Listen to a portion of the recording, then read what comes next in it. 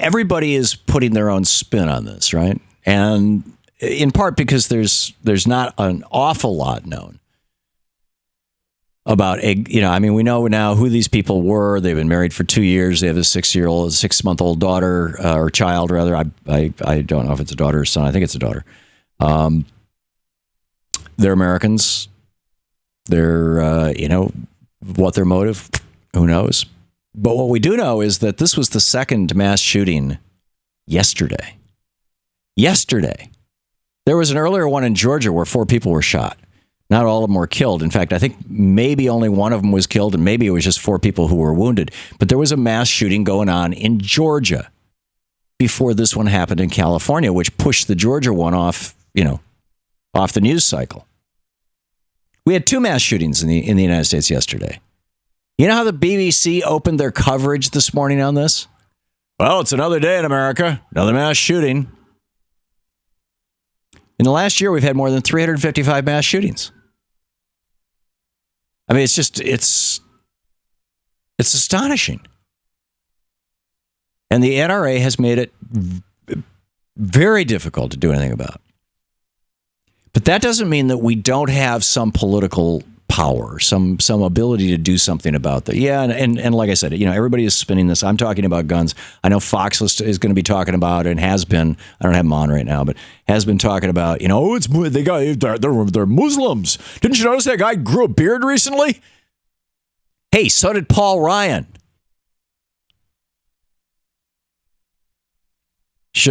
And I'm within probably eyesight. Well, I'm not within eyesight of of his offices, but I used to be actually. Should I worry about Paul? I don't think so. I mean, this is where we just we lose it. Oh, it's got to be somebody other than us who's responsible for this. Who's us? Well, it's got to be somebody who is not a white Christian. Oh, isn't that convenient? This pushed the Planned Parenthood shooter off the headlines too. So pull out your white Christian terrorist, plug in your Muslims who may or may not be terrorists. I mean, the guy worked at this place. He went back and shot up his workplace. It's more likely going postal.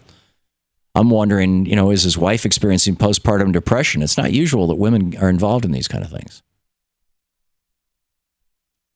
But it, at the end of the day, it really doesn't matter because most of the killings apparently were committed using weapons of war. AK-47s and M14s. What are AR-14s, the civilian version of the M14? Why do we sell weapons of war in the United States? And I say this as somebody who enjoys shooting guns, right? I mean, they're absolutely, it's all toys for boys for me. I love it when Louise and I go back to Michigan and my brother Steve and his wife Tam and I go out and shoot up a bunch of targets in their backyard. In fact, frankly, I was astonished. I remember maybe, I don't know, a year or two after 9/11. We were in Michigan doing that, and I stuck the targets in my suitcase. The shot up targets. I had 5 or 6 of them, and I had a couple of really good ones with lots of bullseyes. These are just little paper targets, right? They're a foot square, and I stuck them in my briefcase or in my suitcase coming home. And when we got to the airport, I thought, oh my God, these things are covered with explosive residue.